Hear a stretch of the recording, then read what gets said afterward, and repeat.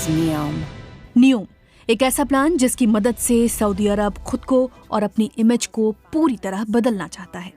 इस प्रोजेक्ट का size Belgium जैसे मुल्क के बराबर है और दुनिया भर की कंपनियां इस प्रोजेक्ट को बनाने में जुटी हैं। इनमें ब्रिटेन की भी 1 दर्जन से ज्यादा कंपनियां शामिल हैं। रेगिस्तान के बीचों बीच बसाए जा रहे 160 किलोमीटर लंबे इस शहर में 2.5 किलोमीटर के हिस्से को साल 2030 तक बनाकर तैयार किया जाना है। और इस प्रोजेक्ट के पीछे हैं सऊदी अरब के crown prince Mohammed bin Salman. So since we have empty place and we want to have a place for 10 million people, then let's think from scratch. लेकिन ये जगह खाली नहीं थी। इसके पास 3 गांवों में हजारों लोग रहते थे।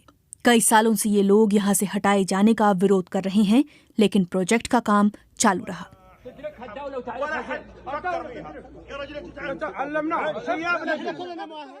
ये सऊदी अरब के पूर्व इंटेलिजेंस अधिकारी हैं और पिछले साल से यूके में रह रहे हैं डर के साए में। इनका दावा है कि सऊदी की सरकार ने उन्हें चुप रहने के लिए $50 लाख ऑफर किए थे, लेकिन उन्होंने इनकार कर दिया। इन्होंने हमें बताया कि उन्हें साल 2020 में नियोम के पास एक गांव को खाली कराने का आदेश मिला था और सुरक्षा बलों को आदेश था कि जो जगह छोड़ने से इनकार करे उसे मार दिया जाए। आदेश था कि जो भी विरोध करे उसे मार दिया जाए, यानी जो कोई घर नहीं छोड़ रहा था ये उसके जान लेने का लाइसेंस था। ऐसा आदेश पहले कभी नहीं दिया गया था कि शांतिपूर्ण एक्टिविटीज के खिलाफ घातक बल प्रयोग किया जाए।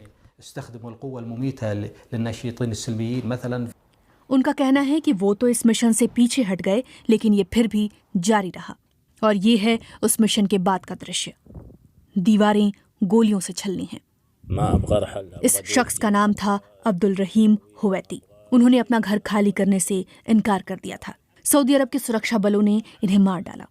सऊदी सरकार का कहना है कि वो एक हथियारबंद आतंकवादी थे जिन्होंने सुरक्षा बलों पर फायरिंग की थी, लेकिन संयुक्त राष्ट्र और मानवाधिकार संगठनों का कहना है कि उन्हें जगह खाली नहीं करने की वजह से गोली मार दी गई। नियोम प्रोजेक्ट में ट्रोजेना नाम का एक स्की रिजॉर्ट भी बनाया जाना है। एंडी वर्थ इस गोलीबारी के कुछ दिन बाद ही ट्रोजेना के सीईओ बने थे। वो लगातार अब्दुल रहीम हुवैती की मौत के बारे में पूछते रहे और कुछ ही महीनों बाद उन्होंने अपने पद से इस्तीफा दे दिया। ये गैर जरूरी था। ये साफ तौर पर एक हत्या थी। इंसानी प्रगति किसी दूसरे इंसान को नुकसान पहुंचाकर नहीं की जाती। आप दूसरे लोगों की गर्दन पर पैर रखकर आगे नहीं बढ़ते। इसे इंसानों की तरक्की नहीं कहते। That's not human progress. मानवाधिकार संगठन अल-कश्त के मुताबिक जगह खाली कराए जाने का विरोध कर रहे 40 लोगों को हिरासत में लिया गया था और ये 3 लोग हैं जिन्हें आतंकवाद के आरोप में मौत की सजा सुनाई गई है।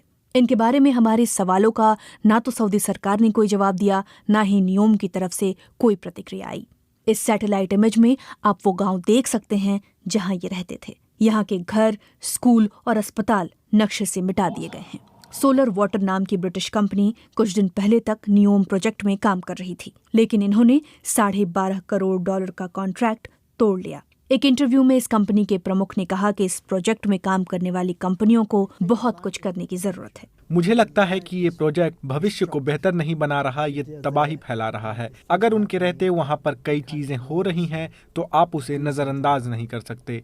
इंजीनियरिंग और डिजाइन से जुड़ी फर्म एटकिंस, अरूप और रेसिंग कंपनी मैक्लैरेन ने हमसे कहा कि वो मानवाधिकार से जुड़ी चिंताओं को गंभीरता से लेते हैं और वो हर प्रोजेक्ट को बड़े दायरे में देखते हैं। मोहम्मद बिन सलमान चाहते हैं कि लोग नियोम प्रोजेक्ट को उनकी विरासत की तरह देखें, रेगिस्तान में चमकते एक नगीने की तरह। मगर आलोचकों का कहना है कि सऊदी अरब के कुछ लोगों को इस प्रोजेक्ट की कीमत चुकानी पड़ी है।